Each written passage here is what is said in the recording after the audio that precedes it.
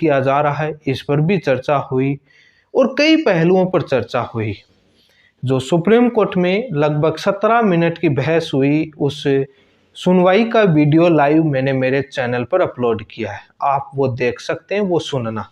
वो सुनने के बाद या ये वीडियो सुनने के बाद उस वीडियो को आप देखेंगे तो आपके पूरा मैटर समझ में आ जाएगा कि सुप्रीम कोर्ट ने क्या टिप्पणी की, क्या सवाल खड़े किए और कई महत्वपूर्ण कई राज्यों के लिए, छत्तीसगढ़, मध्य प्रदेश जैसे कई राज्यों के लिए महत्वपूर्ण ये फैसला है जो आज सुप्रीम कोर्ट में लगभग एक बहुत ही गर्मजोशी के साथ और दोनों तरफ से वकीलों की फौज थी और बहस हुई। यदि आप मेरे चैनल पर पहली बार जुड़े हैं तो चैनल को सब्सक्राइब करें, सभी जगह वीडियो को शेयर जरूर करें। आज मैंने कल बताया था कि उनकी आईए में क्या लगे हुए हैं और क्या उनकी फाइल में है, सारी चीज़ें मैंने पहले कई बार वीडियो चैनल पर बनाया था। कई लोग बोल रहे थे कि तारीख पर तारीख क्यों मिलती है, उसका भी मैं रीज़न हर बार बताता हूँ और वो आज आपको पता लगा। और कल भी मैंने बिहार डीएलएड टीम का जब वीसी चल रहा था उसमें मैंने बताया था कि कल तारीख नहीं मिलेगी। खैर, इन बातों को छोड़ते हैं कि आज का जजमेंट, आज की सुनवाई, फैसला 11 अगस्त से पहले लागू होगा या उसके बाद से, इसको लेकर जो चर्चा हुई और बीपीएससी को लेकर चर्चा हुई। बीएड ने अपनी याचिका विड्रॉ क्यों की, वापस क्यों लेके भगे बीएड वाले, ये भी एक अपने आप में सवाल है। इन तमाम सवालों पर चर्चा करते हैं। शुरुआत में बहस शुरू होती है और बिहार सरकार के वकील कहते हैं कि 3 जजों की बेंच का जजमेंट है, जस्टिस अनिरुद्ध बोस का, और हमने उस 11 अगस्त के फैसले को फॉलो करते हुए 28 अगस्त के ऑर्डर को हमने रिजल्ट जारी कर दिया। बीएड के वकील कहते हैं कि सर, ये रिक्रूटमेंट प्रोसेस पहले शुरू हो चुका था आपके जजमेंट से पहले, इसलिए नहीं होना चाहिए।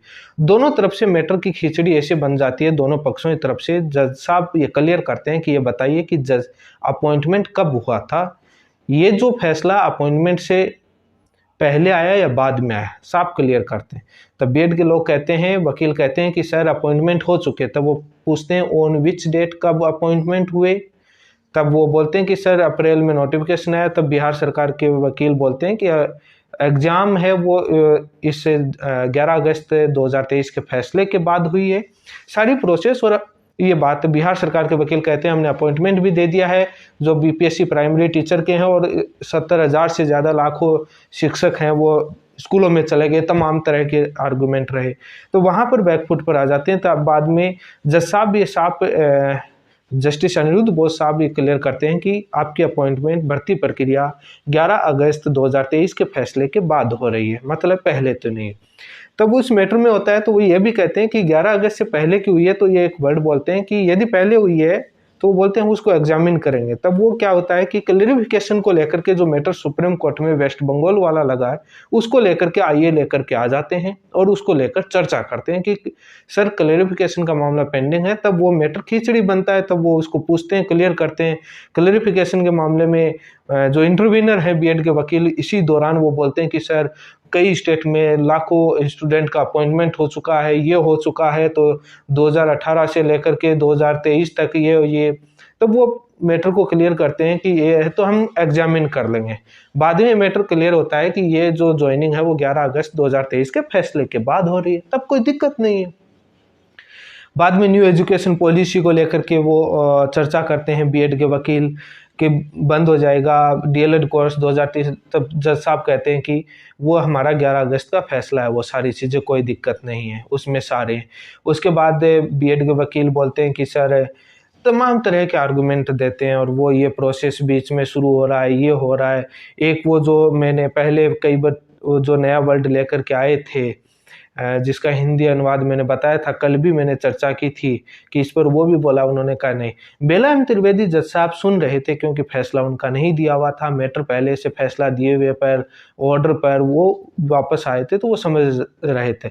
लेकिन बेला एम त्रिवेदी जी ने कहा कि जज साहब कई बार टोका भी, कहा कि जब अपॉइंटमेंट उसके बाद में तो जजमेंट तो लागू होगा। लेकिन आज की सुनवाई से ये स्पष्ट हुआ कि 11 अगस्त 2023 के फैसले के बाद किसी भी राज्य में कोई भी बीएड को अपॉइंटमेंट नहीं हो सकते। छत्तीसगढ़ के ऑर्डर में जो सुप्रीम कोर्ट के बीएड के ऑर्डर को लेकर के, जो राहत को लेकर के जो कूद रहे थे छत्तीसगढ़ के बीएड या कई जो बीएड के लोग, समझ में आया होगा कि क्या होने वाला है, बीएड हटेगी वहां पर छत्तीसगढ़ में।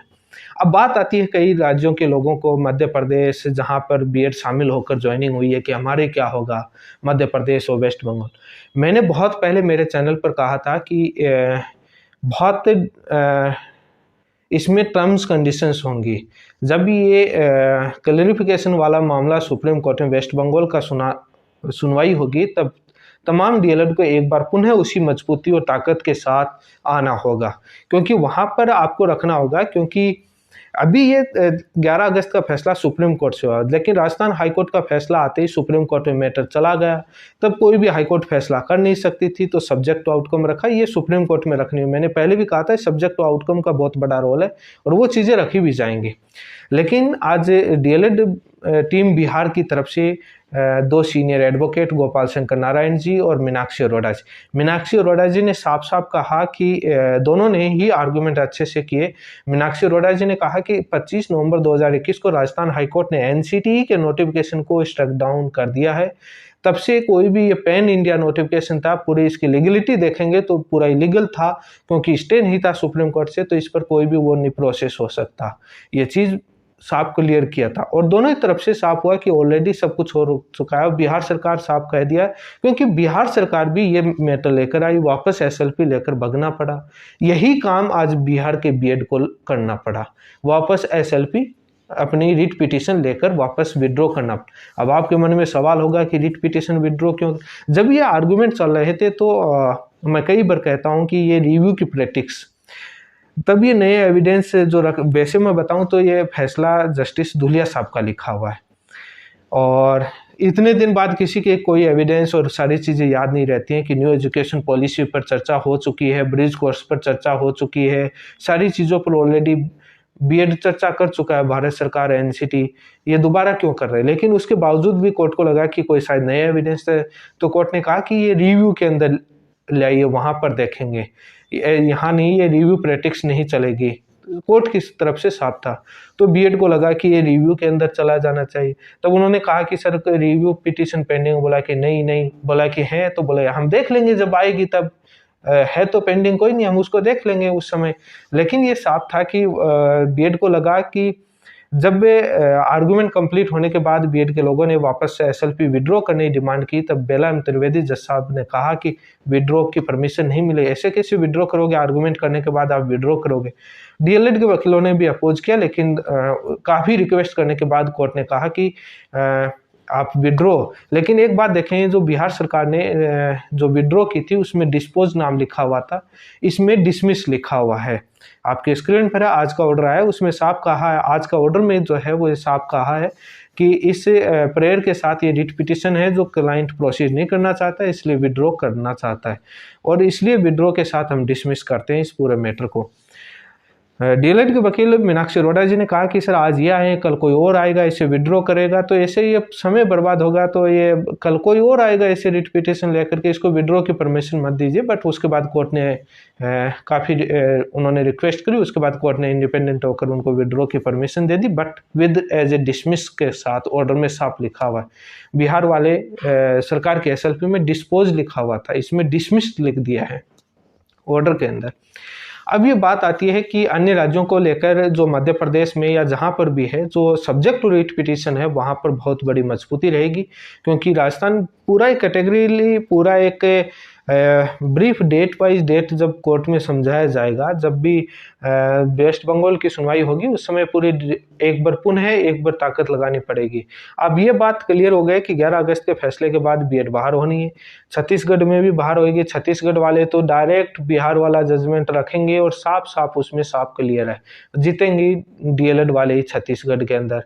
कितने दिन ज्वाइनिंग पर रहते हैं वो, कितने महीने तनख्वाह उठा ले, बस वो है, उसके बाद वो उठेंगे। साफ साफ आज की सुनवाई से क्लियर है। आप ये वीडियो सुनने के बाद आप वो वीडियो सुनेंगे तो आपकी सारी चीज़ें क्लियर हो जाएंगी कि रिव्यू के लिए क्यों बोला, क्योंकि जब नए चीज़ें ऐसे रखते हैं तो कोर्ट कहता है रिव्यू प्रैक्टिस है जो यहाँ नहीं चलेगी। इस माध्यम से रिट पिटीशन से हम वापस उस आर्गूमेंट को नहीं सुनेंगे। यदि वो कुछ है तो आप रिव्यू से ले आइए। बाद में कोर्ट ने कहा कि हम एडवाइस नहीं दे रहे हैं, आप रिव्यू लेके आइए, क्योंकि वो रख रहे थे तो ऐसा लगे कि कहीं ये मान के चले कि हाँ कोर्ट ने बोल दिया इसलिए रिव्यू। तो कोर्ट ने साफ कहा कि हम रिव्यू के लिए एडवाइस नहीं कर रहे हैं, इसलिए आप ये मत मानिएगा।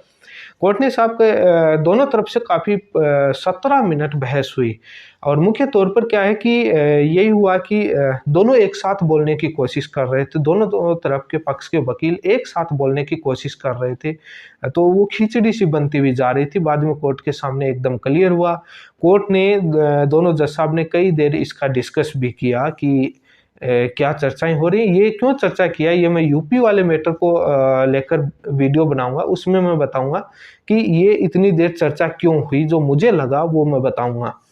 लेकिन बिहार के अंदर डीएलएड बिहार प्राथमिक शिक्षक भर्ती में बीएड बाहर रहेगा। ज्वाइनिंग पर कोई किसी प्रकार की रोक नहीं है। अब सारे लगभग मामले खत्म हो गए। एक क्लेरिफिकेशन का बचा है। रिव्यू के अंदर मैंने बता दिया रिव्यू में कुछ नहीं होना है, और क्लेरिफिकेशन वाले मामले में और एक बार ताकत लगानी रहेगी, जिसमें टर्म्स एंड कंडीशंस रहने की उम्मीद है।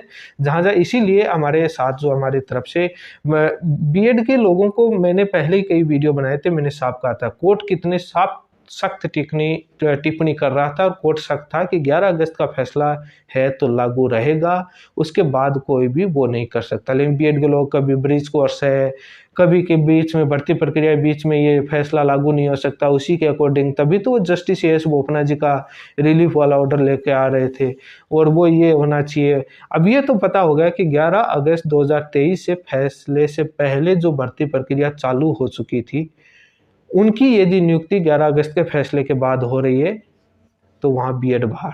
छत्तीसगढ़ वाले समझ गए होंगे। अब मध्य प्रदेश वाले हैं, वहाँ सब्जेक्ट टू आउटकम रखा हुआ है और सुप्रीम कोर्ट में मैटर पेंडिंग रखा हुआ था और सुप्रीम कोर्ट के फैसले के अधीन रखा हुआ था।